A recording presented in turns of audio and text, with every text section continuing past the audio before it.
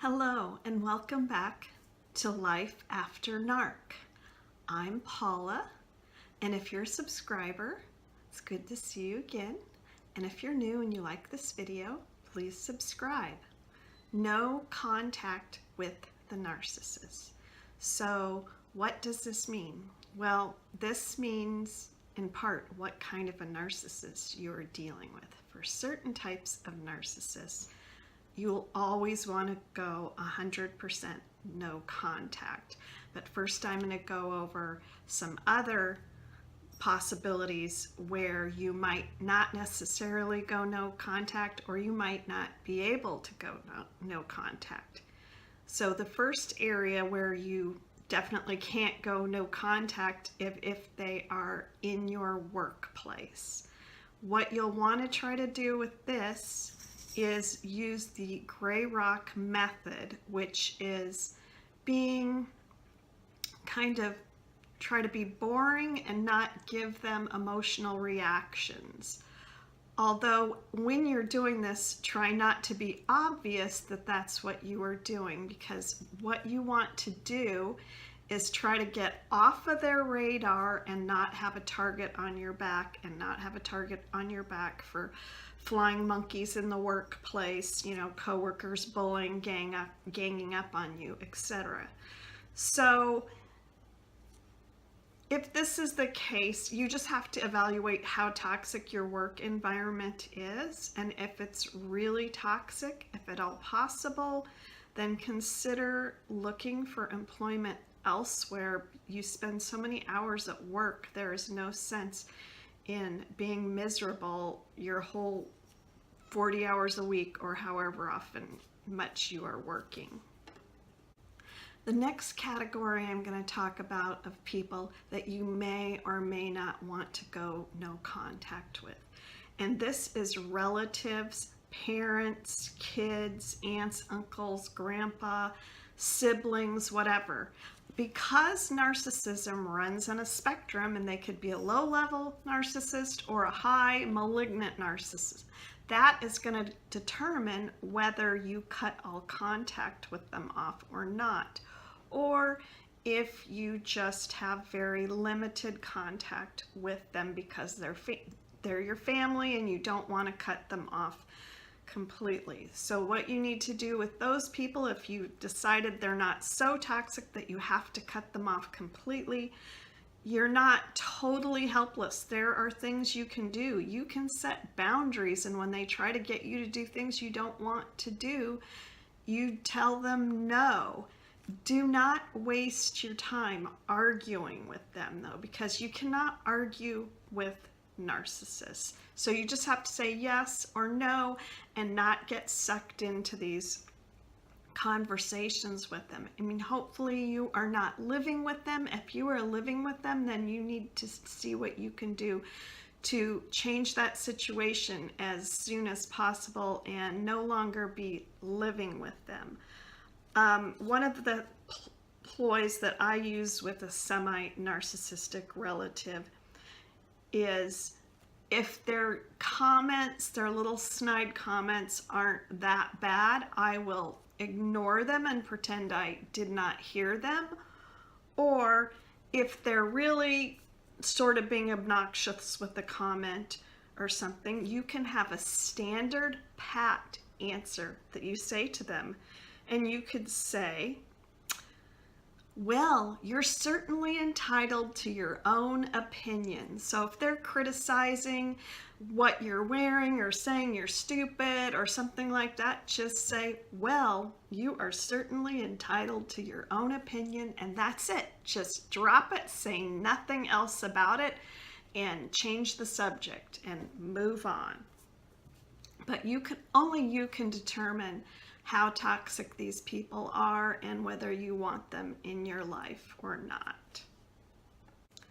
One more comment I did have to say, when I was working in the corporate type world, we used to have these seminars about communication and everything, and they would talk a lot about these I statements.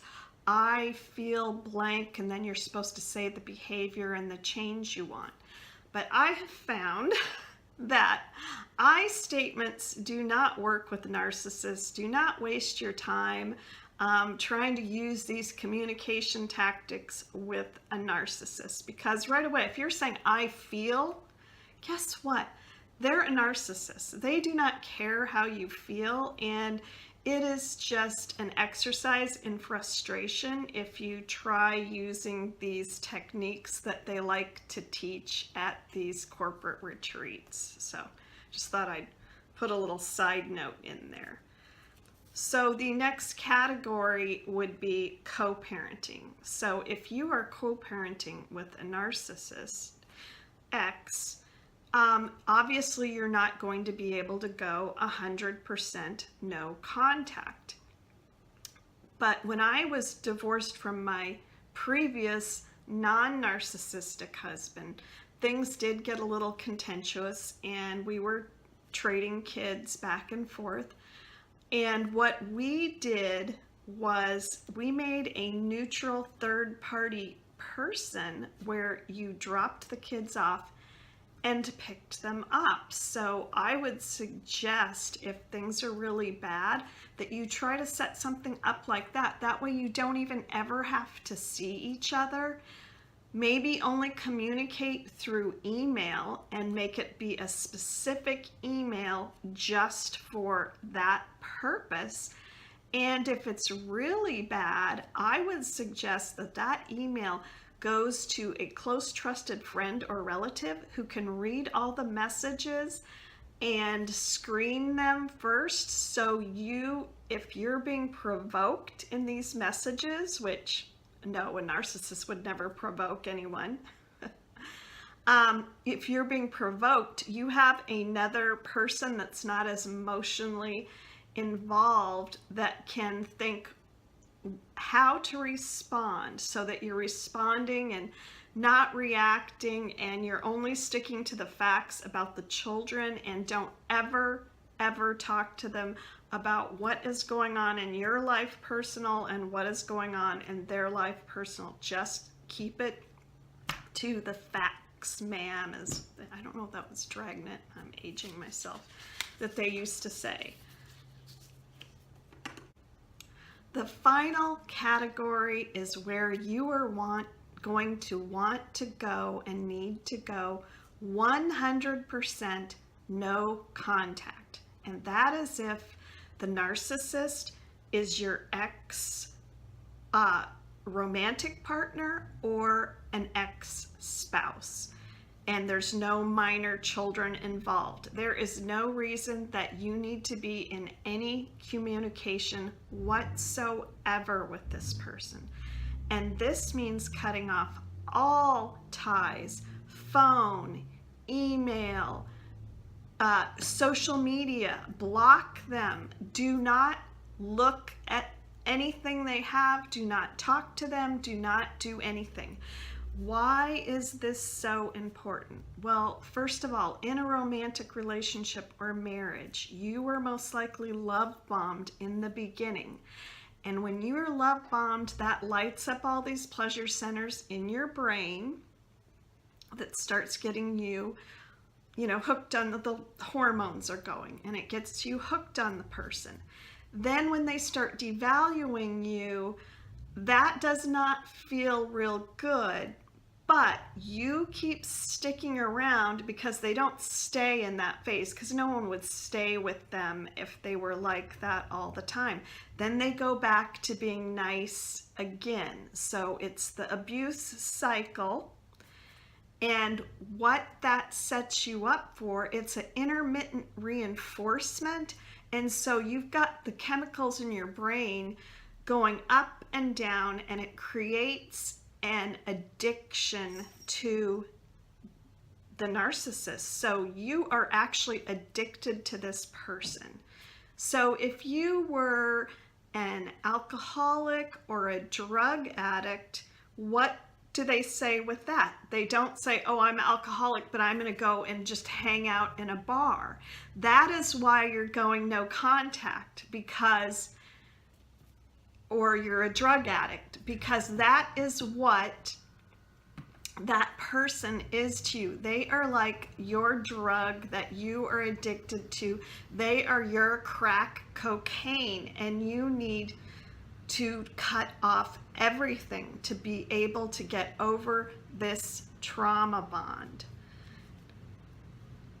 And the other thing that you'll want to do, though, so that you're just not alone and grieving and lonely while you've cut off no contact, it's like you're getting rid of a bad habit. You'll want to get new habits in to replace that person that you are addicted to. So if they have cut you off from support, you'll need to go out and find a new support system as soon as possible. And I am not talking about getting into another romantic relationship yet, because you're most likely not ready for that, and you might make a really bad decision just trying to soothe yourself by pursuing another romantic relationship. I'm saying friendships and activities and hobbies. Keep yourself busy. The busier you are, the less time you have to dwell on the narcissist, and you can break your addiction to them. So that's why you want to cut everything off, because if you don't, then you are opening yourself up for a Hoover. And I speak from experience of someone that went through several Hoovers after being no contact for a while too. And I fell for it, and all I can tell you is the abuse after a Hoover will be way worse than it was before, and then you have to start all over again. Now, if you have done this, just forgive yourself and take it as a lesson learned from the school of hard knocks. But that is why you want to cut it off, to keep any chance of a Hoover away. The only thing I could say is you will learn even more why this person is so toxic and why you need to have nothing to do with them. So anyway, thank you. I hope this information was helpful to you, and I just want you to heal and go on and have a happy and productive life with non-toxic people, loving, caring people. So I will see you in the next video, and thank you for stopping by.